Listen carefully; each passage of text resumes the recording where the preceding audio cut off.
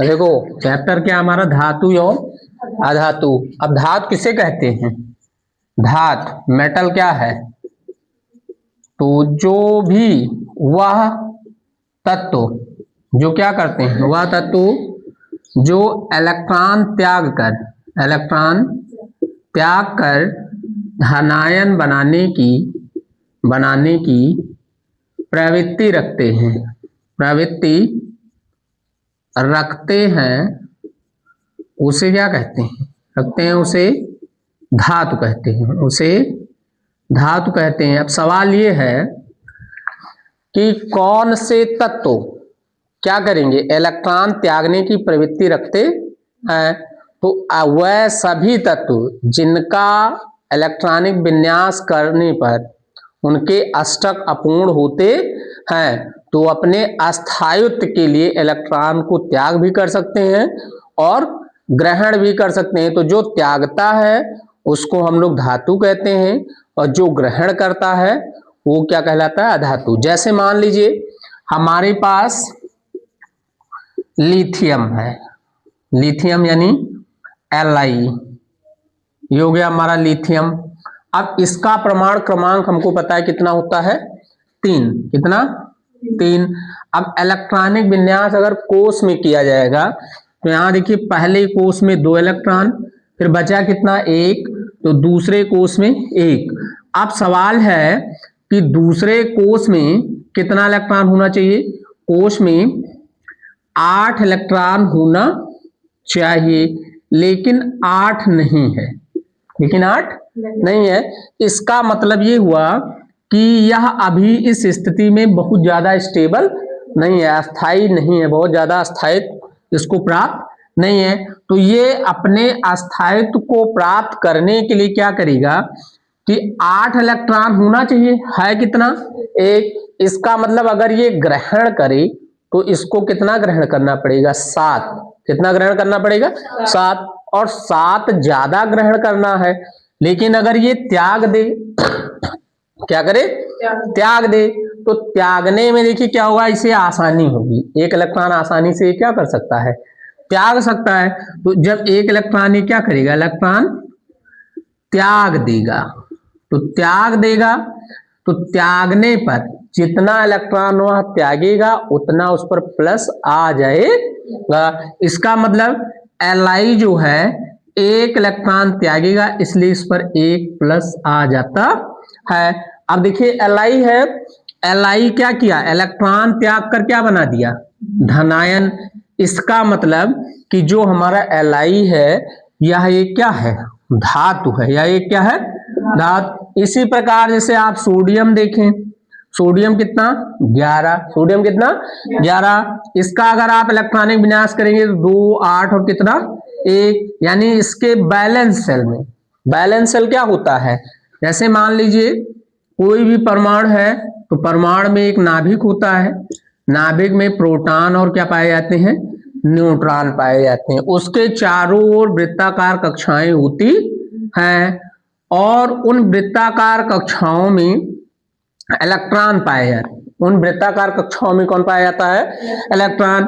और जो सबसे बाहर की ओर होता है उसको हम लोग बोलते हैं संयोजी कोष। संयोजी कोष बोला जाता है। मतलब परमाणु या नाभिक के वाह्यतम कोष को हम क्या बोलते हैं? संयोजी कोष। मतलब ये कौन सा?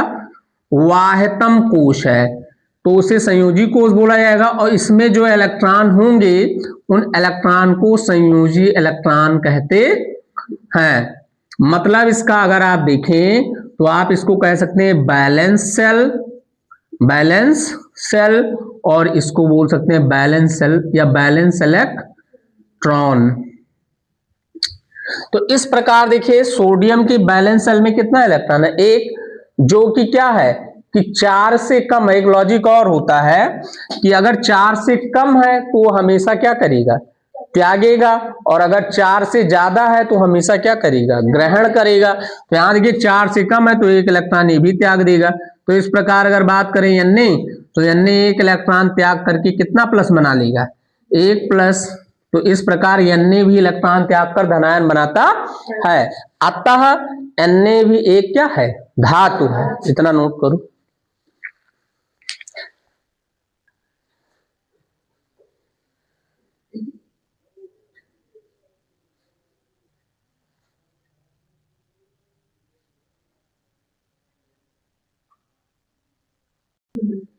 नहीं, धातुओं के भौतिक गुण, क्या पढ़ना है, धातुओं की भौतिक गुण यानी फिजिकल प्रॉपर्टी ऑफ मेटल, धातुओं की भौतिक गुणधर्म, भौतिक गुणधर्म, physical property of, physical property of metal, मतलब वह कौन कौन से गुण हैं जो धातुएं प्रदर्शित करती हैं। तो यहाँ पे देखिए भौतिक गुण आपको पता है कि कुछ नया ना हो, बस उसमें क्या हो, परिवर्तन दिखे लेकिन कुछ नया ना हो। तो सबसे पहला अवस्था, अवस्था मतलब धातुओं की अवस्था क्या होती है, state of metal, state of metal, धातु की अवस्था मतलब धातु किन किन अवस्थाओं में पाया जाता है। तो हमें पहले से पता है कि धातुएं सामान्यतः जो होती हैं वो ठोस अवस्था में पाई जाती हैं, परंतु एक धातु ऐसा है जो ठोस अवस्था में नहीं पाया जाता है, अर्थात वो द्रव अवस्था में पाया जाता है, जिसका नाम क्या है, मरकरी या पारा। तो यहां हम लिख सकते हैं कि धातुएं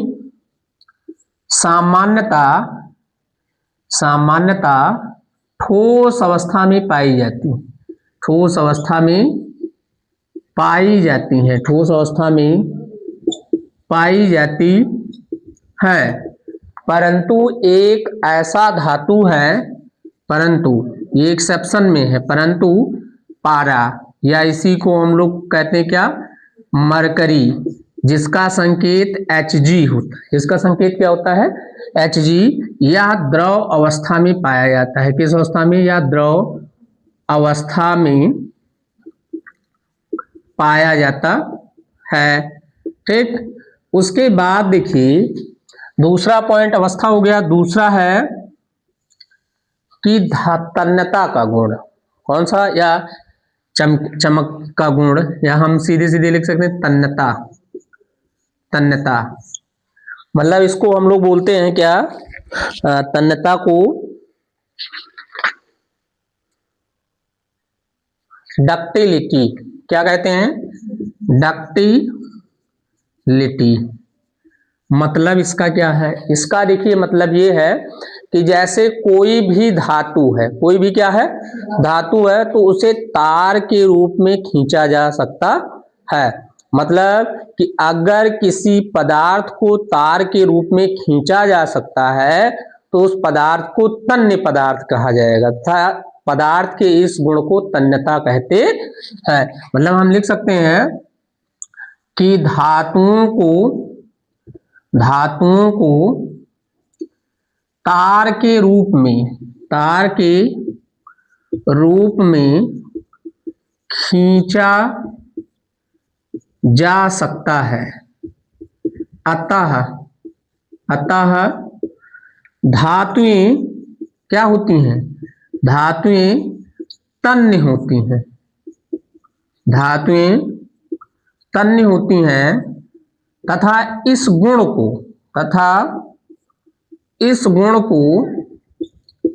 को तन्यता कहते हैं, डक्टिलिटी कहते हैं, क्या कहते हैं, तन्यता कहते हैं।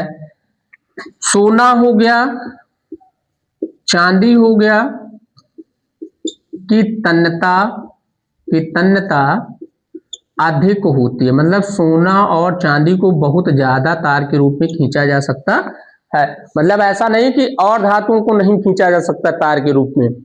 आप देखिए खेत में तार लगाने वाला आता है, एल्युमिनियम का तार है, कॉपर का है, बहुत सारे तार आते हैं, सबको तार के रूप में खींचा जा सकता है, जितनी भी धातुएं लगभग सबको तार में खींचा जा सकता है, लेकिन सबसे ज्यादा तार को किस धातु को खींचा जा सकता है, तो वो होता है सोना या चांदी की तन्यता अधिकतम या तन्यता अधिकतम होती है, अधिकतम होती है। तीसरा पॉइंट हम कह सकते हैं चमक, लश्यर का गुण, लश्यर।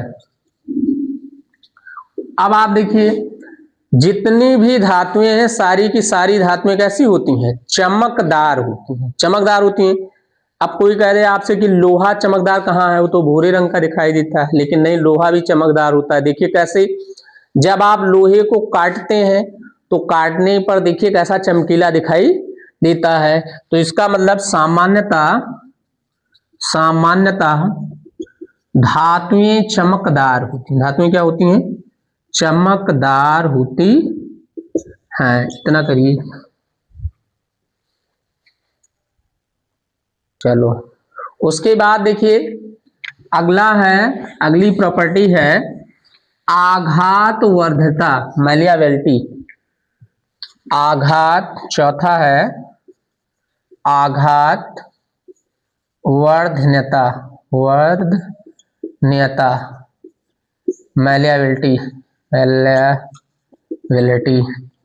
देखिए इसमें क्या है, जैसे कोई भी धातु है तो उस धातु को हम पीट कर क्या कर सकते हैं, चादर के रूप में फैलाया जा सकता है। मतलब धातुओं को पीट कर चादर के रूप में फैलाया जा सकता है, फैलाया जा सकता है। इस गुण को आघात वर्धन्यता कहते हैं, वर्धन्यता कहते हैं। इस गुण को क्या कहते हैं, आघात वर्धन्यता कहते हैं। उसके बाद देखिए कठोरता एक प्रॉपर्टी होती है, क्या है, कठोरता, हार्डनेस, कठोरता, हार्डनेस। इसमें देखिए क्या है, जैसे कोई भी धातु है तो उस धातु को सामान्यतः आप चाकू से नहीं काट सकते हैं। जैसे आपके पास लोहा हो जाए, चांदी हो जाए, सोना हो जाए, तो क्या चाकू से काटेंगे सामान्यतः, नहीं। मतलब धातुएं सामान्यतः कठोर होती हैं, क्या होती हैं, सामान्यतः कठोर होती हैं। लेकिन कुछ ऐसी धातु है जिसे हम चाकू से क्या कर सकते हैं, काट सकते हैं। जैसे सोडियम हो गया, पोटेशियम हो गया। तो हम अगर इसमें लिखेंगे तो हम लिख सकते हैं धातुएं सामान्यतः कठोर होती है, क्या होती है, कठोर होती है। परंतु सोडियम व पोटेशियम जैसी धातुओं को चाकू से काटा जा सकता है, चाकू से क्या किया जा सकता है, चाकू से काटा जा सकता है, चाकू से काटा जा सकता है। दूसरी बात देखिए, एक होता है सोनोरिति, सोनोरस, सोनोरिति, सोनोरस, सोनोरस। तो यहां देखिए इसका मतलब है कि जैसे कोई धातु है और धातु पर अगर हम क्या करें कि किसी वस्तु से प्रहार करें तो उससे आवाज निकलती है। इस गुण को हम क्या कहते हैं, सोनोरित। तो धातुएं, कोई भी धातु, जैसे घंटा स्कूल में टंगा है, अब ये घंटा क्या है, धातु है। अब इस धातु पर हम क्या करते हैं, जैसे ही कोई चीज से पीटते हैं तो इससे तेजी से आवाज क्या होती है, निकलती है। इसका मतलब धातुओं के पास या क्षमता होती है कि अगर उसे पीटा जाए तो उससे ध्वनि निकलती है। यानी कि हम कह सकते हैं धातुओं को पीटने पर ध्वनि उत्पन्न होती है, क्या होती है, ध्वनि उत्पन्न होती है। इस गुण को सोनोरिति कहते हैं, सोनोरिति कहते हैं। एक दो प्रॉपर्टी और है, तो एक दो प्रॉपर्टी में क्या है, जैसे हमारे पास विद्युत एवं ऊष्मा की चालकता, ऊष्मा चालकता, यानी कुछ ऐसी धातुएं होती हैं जो क्या करती हैं, विद्युत एवं ऊष्मा की अच्छी सुचालक होती हैं, मतलब उनमें बहुत ज्यादा तरीके से या बहुत आसानी से विद्युत एवं ऊष्मा का प्रवाह हो सकता है। और कुछ ऐसी धातुएं होती हैं जिसमें विद्युत धारा या ऊष्मा का प्रवाह तो होता है लेकिन बहुत आसानी से नहीं होता है, मतलब प्रवाह होगा, प्रवाह या उसकी हम कह सकते हैं मात्रा कम होती है। तो जैसे आप चांदी देखिए, तो चांदी में क्या होता है, विद्युत की चालकता बहुत ज्यादा होती है क्योंकि उसमें प्रतिरोध बहुत कम होता है। तो प्रतिरोध कम है तो इसकी चालकता क्या होती है, ज्यादा। प्रतिरोध आप जानते हैं, प्रतिरोध का मतलब कि किसी पदार्थ का वह गुण जो विद्युत धारा के मार्ग में बाधा उत्पन्न करता है। तो जो बाधा उत्पन्न करता है उसको क्या कहते हैं, प्रतिरोध कहते हैं। तो जब प्रतिरोध कम होगा तो इसका मतलब बाधा वो कम उत्पन्न करेगा, और जब बाधा वो कम उत्पन्न करेगा तो उसमें चालकता क्या होगी, ज्यादा हो जाएगी। तो इसका मतलब सामान्यतः जो होता है कि धातुएं विद्युत एवं ऊष्मा की सुचालक होती, सामान्यतः धातुएं विद्युत एवं ऊष्मा की सुचालक होती है, सुचालक होती है। ठीक है, इतना क्लियर करो। आप देखिए अगला है धातुओं के रासायनिक गुणधर्म। धातुओं के क्या रासायनिक गुणधर्म, मतलब chemical property of metal. Chemical property of metal, metal की रासायनिक गुणधर्म क्या है। तो नंबर एक क्या, दहन। दहन यहां हम कह सकते हैं ऑक्सीजन के साथ क्रिया, ऑक्सीजन के साथ क्रिया। तो यहां देखिए कोई भी धातु अगर ऑक्सीजन के साथ क्रिया करेगी तो वो धातु ऑक्साइड बनाता है। वो क्या बनाता है, धातु ऑक्साइड। मतलब हम लिख सकते हैं कि धातुएं ऑक्सीजन से क्रिया करके धातु ऑक्साइड बनाते हैं, धातु ऑक्साइड बनाते हैं। मतलब कि यहां देखिए क्या होगा कि कोई धातु है और अगर उसने ऑक्सीजन के साथ अब क्रिया कर लिया तो वो धातु का ऑक्साइड बनाएगा, धातु का ऑक्साइड बनाएगा। या हम इसको एक लाइन में कह सकते हैं कि ये धात्विक ऑक्साइड बनाएगा। कौन सा ऑक्साइड, धात्विक ऑक्साइड बनाता है। जैसे देखिए मान लीजिए हमारे पास एक धातु Al है, एक धातु क्या है, Al है, और ऑक्सीजन हो गया क्या, O2। अब हमें ये नहीं पता है कि हम इसका रिएक्शन कैसे बनाएं। सबसे बड़ी समस्या हमारे लिए ये होता है कि हम रिएक्शन कैसे बनाएं, इन दोनों को मिला दें तो क्या बनेगा, क्या हम जो बनाएंगे वो सही होगा कि गलत होगा, इस बात की पुष्टि हम कैसे करें। तो इसको पता करने के लिए हमारे पास एक ऑप्शन ये है कि हमें जो जो अभिकारक ले रहे हैं उनमें प्रत्येक पर कितना आवेश होता है। आवेश अगर हम सही निकालेंगे तो हमारा प्रोडक्ट सही आएगा।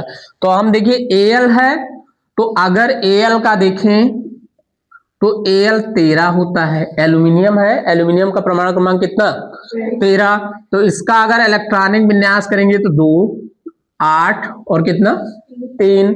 मतलब इसके बैलेंस शेल में कितने इलेक्ट्रॉन है, इसका मतलब ये 4 से क्या है, कम। तो ये इलेक्ट्रॉन त्याग देगा।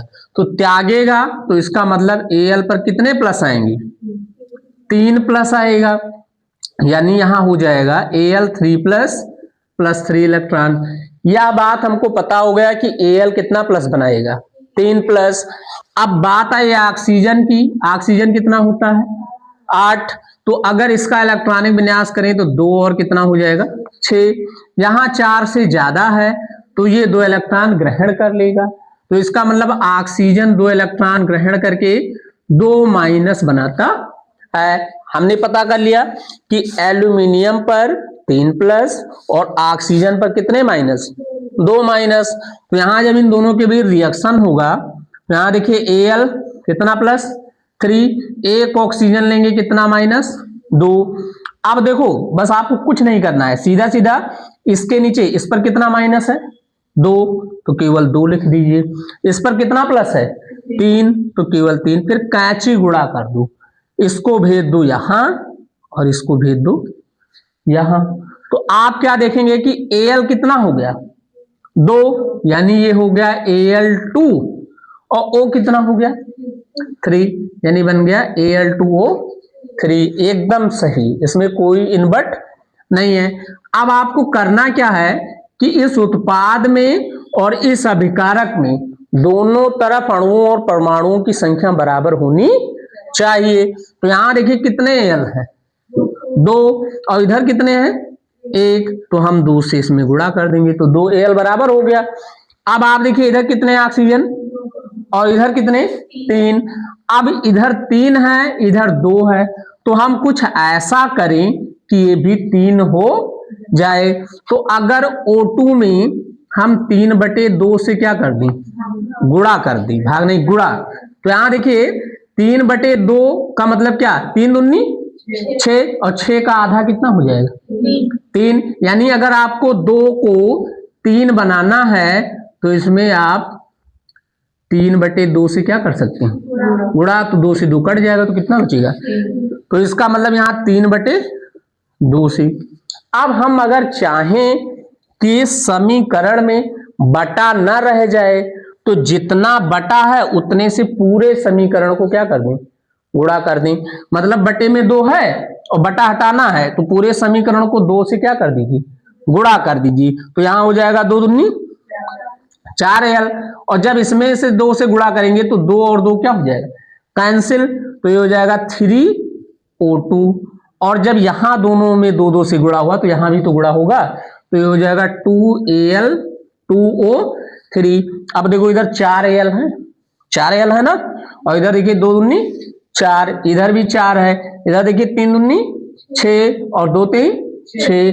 दोनों तरफ परमाणुओं और अणुओं की संख्या क्या है, बराबर है। इसका मतलब चाहे हम ऐसे लिखें चाहे ऐसे लिखें, लेकिन कोई भी धातु अगर ऑक्सीजन के साथ क्रिया करेगी तो धातु की क्या बनाएंगी, ऑक्साइड। और ये क्या है, धातु ऑक्साइड। ये क्या है, धातु का ऑक्साइड यानी एल्यूमिनियम ऑक्साइड। कौन सा ऑक्साइड है, एल्यूमिनियम ऑक्साइड। अब एक देखिए कभी कभी आपसे पूछ लिया जाता है उभयधर्मी ऑक्साइड, उभय धर्मी ऑक्साइड, हाँ, यानी इसको इंग्लिश में हम लोग बोलते हैं एम्फोटेरिक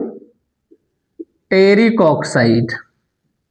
ठीक, तो उभयधर्मी मतलब कॉमन हो, जो अम्ल की तरह भी व्यवहार करे और क्षार की तरह भी व्यवहार करे, उसे उभयधर्मी ऑक्साइड कहते हैं। मतलब क्या कि ऐसा ऑक्साइड, ऐसा ऑक्साइड जो अम्लीय एवं क्षारीय दोनों की तरह व्यवहार करता है, उसे हम लोग क्या बोलते हैं, उभयधर्मी ऑक्साइड कहते हैं। इतना नोट करो। तो इसका देखिए एग्जांपल है Al2O3, उभयधर्मी में आप एल्यूमिना, इसका एक नाम और है, आप इसको एल्यूमिना भी कह सकते हैं। क्या कह सकते हैं, एल्यूमिना भी कह सकते हैं। अगला है हमें धातु ऑक्साइड की घुलनशीलता, मतलब यहां से जो धातु बनेंगे, धातु के ऑक्साइड, उनकी घुलनशीलता क्या होता है। तो हम लिख सकते हैं धातु ऑक्साइड की घुलनशीलता, मतलब हम इसको लिख सकते हैं सॉल्युबिलिटी ऑफ मेटालिक ऑक्साइड। जैसे मान लीजिए आपने ले लिया, तो अगर कोई भी धातु ऑक्साइड है, कोई भी क्या है, धातु ऑक्साइड है, तो वह अगर जल से क्रिया करेगा तो सामान्यतः क्षार का निर्माण करता है। जैसे मान लीजिए एक हमने ले लिया Na2O प्लस H2O, तो यहां से हमारा बन जाएगा 2NaOH। अब ये कैसे बन गया, समस्या हमारे लिए है ना कि कैसे बन गया। तो यार देखिए इसको तोड़ दो, तो एक ऑक्सीजन पर अभी हमने देखा था कितना माइनस, 2, एक Na पर एक प्लस, दूसरे Na पर भी एक प्लस। अगर इस H2O को तोड़ा जाए तो हम पहले से जानते हैं कि H2O में एक H प्लस और एक OH माइनस ये होता है। अब एक Na प्लस एक OH माइनस के साथ क्या बना लिया, NaOH, एक O डबल माइनस एक H प्लस, ये दोनों मिलके क्या बना लेंगे, OH। कैसे, देखो एक प्लस एक माइनस कैंसिल हो गया तो एक माइनस बचा, यानी ये बन गया OH। अब इसका OH माइनस दूसरे Na के साथ मिल जाएगा तो क्या बना लेगा, NaOH। तो टोटल कितने NaOH बने, 2। कितने, देखो एक OH एक Na के साथ मिल गया तो NaOH हो गया, और एक H और O मिलके OH बनाया, और यह OH Na के साथ मिलके क्या बना लिया, NaOH। तो हम ये कह सकते हैं कि सामान्यतः धातु के जो ऑक्साइड होते हैं वो जल के साथ क्रिया करके क्षार बनाते हैं। ठीक है, इतना नोट कर लो।